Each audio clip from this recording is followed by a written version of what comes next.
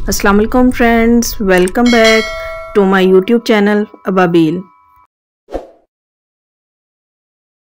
بسم اللہ الرحمن الرحیم۔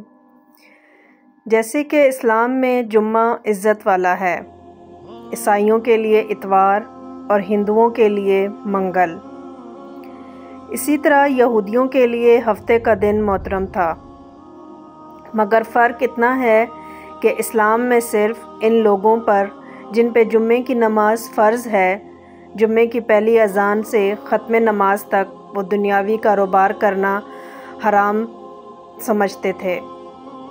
جو نماز میں دخل انداز ہوں، عورتیں، بچے، مسافر اور بیمار لوگ اس حکم سے علیحدہ ہیں، کیونکہ ان پر جمعہ فرض نہیں ہے۔ لیکن یہودیوں اور عیسائیوں کے ہاں ان سارے دنوں میں دنیاوی کاروبار حرام تھے، اور خاص کر کے شکار سخت جرم۔ حضرت موسیٰ علیہ السلام کے بعد یہ واقعہ پیش آیا کہ بنی اسرائیل کی ایک جماعت بحر کلزم کے کنارے شہر ایلا میں رہتی تھی، جو مدینہ منورہ اور شام کے درمیان ہے۔ یہ لوگ مچھلی کے بہت شوقین تھے۔ رب کی شان یہ ہے کہ ہر ہفتہ اس دریا میں بے شمار مچھلیاں نمودار ہوتی تھیں، یا تو ان کے امتحان کے لیے یا اس مچھلی کی زیارت کے لیے جس کے پیٹ میں حضرت یونس علیہ السلام رہتے تھے۔ باقی دنوں میں سب مچھلیاں غائب ہو جاتی تھیں۔ ان کے منہ میں پانی بھر آیا اور سوچنے لگے کہ کسی تدبیر سے ان کا شکار کرنا چاہیے، جس سے شکار بھی ہو جائے اور ہفتے کے دن کی بے حرمتی بھی نہ ہو۔ آخر ان عقل مندوں نے یہ ہیلا سوچا کہ دریا کے ارد گرد بہت سے گہرے غار کھود دیے اور دریا اس غار تک نالیاں بنا دیں۔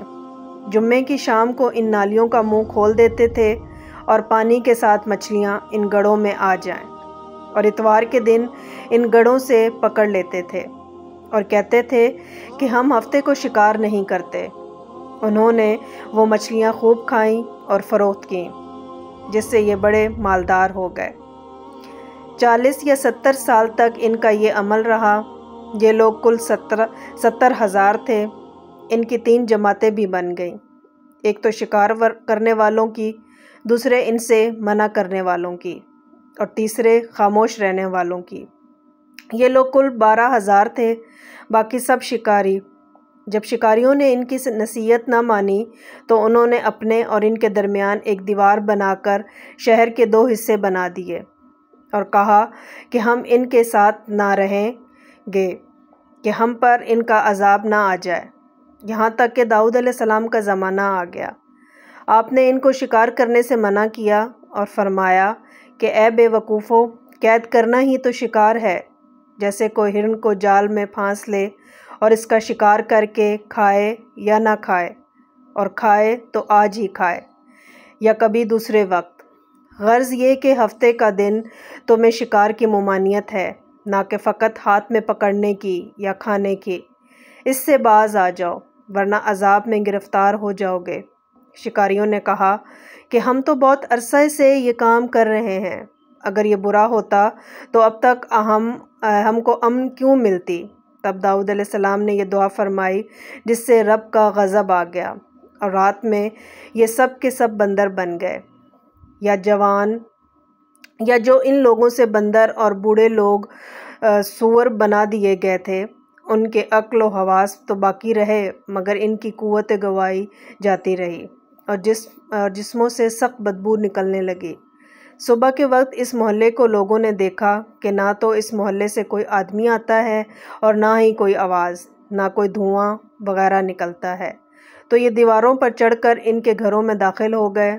وہ بندر ان کو دیکھ کر ان کی طرف دوڑے اور ان کے قدموں سے لیٹنے لگے اور ان کے کپڑے سونگھتے اور روتے تھے۔ ان لوگوں نے کہا کہ کیا ہم نے تمہیں شکار کرنے سے منع نہ کیا تھا؟ وہ بندر سر ہلاتے اور آنسوں کو رخساروں پر بہتے تھے۔ اس حال پر ان کے 3 دن گزرے اور سب ہلاک کر دیے گئے، نہ کوئی باقی بچا اور نہ ان کی نسل چلی۔ لوگوں میں یہ مشہور ہے کہ موجودہ بندر انہی کی نسل میں سے ہیں، لیکن یہ غلط ہے۔